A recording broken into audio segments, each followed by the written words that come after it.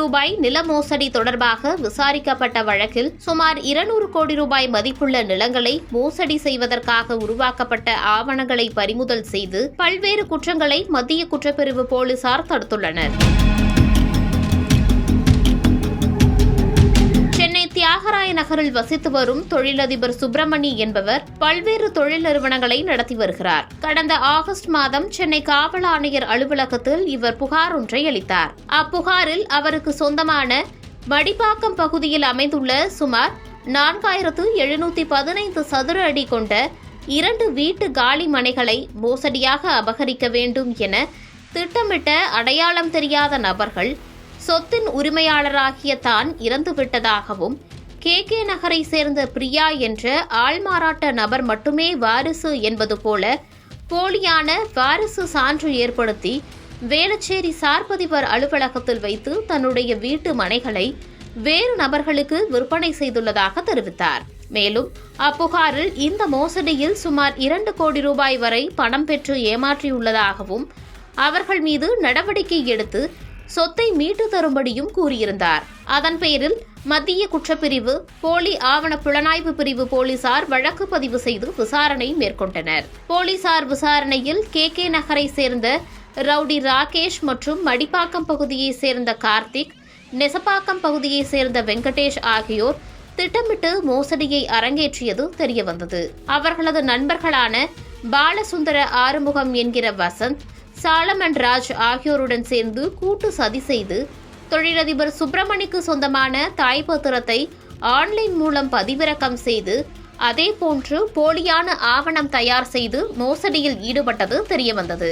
அந்த சொத்தை KK நகரை சேர்ந்த பிரியா என்பவரை வாரிசாக சேர்த்து போலி வாரிசு சான்று மற்றும் பட்டா ஆவணங்கள் உருவாக்கியதும் விசாரணையில் தெரியவந்தது. அந்த சொத்தை கீழ்கட்டளையை சேர்ந்த நிர்மல்குமார் என்பவரிடம் 1,55,00,000 பணத்தை பெற்றுக்கொண்டு கிரைம் செய்து ஏமாற்றியுள்ளதும் தெரியவந்தது. இதனையடுத்து மேற்குறிப்பிட்ட 6 நபர்களை கைது செய்து சிறையில் அடைத்தனர். முன்னதாக கைது செய்யப்பட்ட நபர்களிடம் நடத்தப்பட்ட விசாரணையில் இவர்களில் ராகேஷ் பிரபல ரவுடி என்பதும் பிரபல ரவுடி ஆற்காடு சுரேஷின் நெருங்கிய நண்பர் என்பதும் தெரியவந்தது. மேலும் கடந்த 2010ஆம் ஆண்டு பூந்தமல்லி நீதிமன்றம் அருகே வைத்து ரவுடி சின்னா என்கிற சின்ன கேசவலு மற்றும் வழக்கறிஞர் பகத்சிங் ஆகியோரை வெட்டி படுகொலை செய்த கொலை வழக்கு உள்ளிட்ட 3 கொலை வழக்குகள் உட்பட பல்வேறு வழக்குகள் இருப்பதும் தெரியவந்தது. அதேபோல ரவுடி வெங்கடேஷ் மீது ஒரு கொலை வழக்கு உட்பட 4 வழக்குகள் இருப்பதும் குறிப்பிடத்தக்கது. தொடர் விசாரணையில் இந்த நில மோசடிக்கு போலி பத்திரங்கள் தயாரித்து கொடுத்தது கொளத்தூர் பகுதியைச் சேர்ந்த பாரதி ராஜா மற்றும் நெசப்பாக்கம் பகுதியைச் சேர்ந்த ஜஹவர் சாதிக் என்பதும் தெரியவந்தது. இதனையடுத்து தலைமறைவாக இருந்து வந்த இருவரையும் போலீசார் நேற்று கைது செய்தனர். கைது செய்யப்பட்ட ஜவபர் சாதிக் மற்றும் பாரதி ராஜா ஆகிய இருவரிடமும் விசாரணை மேற்கொண்டதில் பல்வேறு திடுக்கிடும் தகவல்களும் வெளிவந்தன.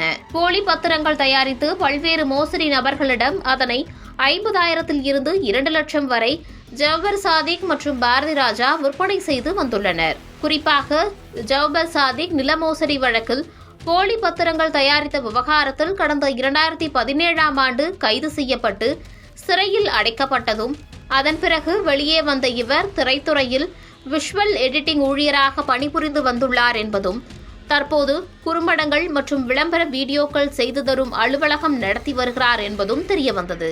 அதேபோல பாரதி ராஜா என்பவர் கொளத்தூர் பகுதியில் ஜிம் ஒன்றை நடத்தி வருவதும் ஜிம்மில் மாஸ்டராக இருந்து வருவதும் தெரியவந்தது. இருவரும் போலி பத்திரங்கள் மற்றும் ஆவணங்கள் செய்து நண்பராகியுள்ளனர். போலியான தாய் பத்திரம், இறப்பு சான்றிதழ், வாரிசுரிமை சான்றிதழ் மற்றும் பல ஆவணங்கள் தயாரித்து கொடுக்கும் வேலையை ஒன்றாக பார்த்து வந்துள்ளனர்.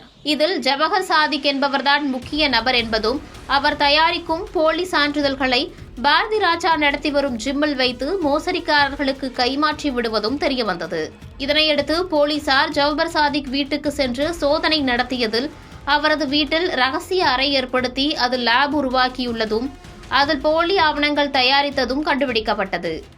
ரகசிய அறையில் இருந்து போலி ஆவணங்கள் தயாரிக்க பயன்படுத்திய உபகரணங்களான அதிநவீன பிரிண்டர்கள், ஸ்கிரீன் பிரிண்டிங் போன்ற பல்வேறு துறை சார்ந்த போலியான ரப்பர் ஸ்டாம்புகள், முத்திரை தாள்கள், போலியான பட்டாக்கள், வாரிசு சான்றிதழ்கள், வெளிநாட்டின் தபால் தலைகள், வெளிநாட்டிலிருந்து பதியப்படும் அர்ஜென்டிகேட் பத்திரம் மற்றும் நிலத்தின் தாய் பத்திரங்கள் ஆகியவை கைப்பற்றப்பட்டுள்ளன. கைப்பற்றப்பட்ட ஆவணங்களின் மதிப்பு 200 கோடிக்கு அதிகம் எனவும் போலீசார் தெரிவித்துள்ளனர். அடுத்தடுத்து இவர்களது திட்டம் என்ன என்பது குறித்தும், யாரை ஏமாற்ற திட்டமிட்டுள்ளனர் என்பது குறித்தும் மத்திய குற்றப்பிரிவு காவல் ஆய்வாளர் கோகுலகிருஷ்ணன் தலைமையிலான போலீசார் தீவிர விசாரணையில் ஈடுபட்டு வருகின்றனர்.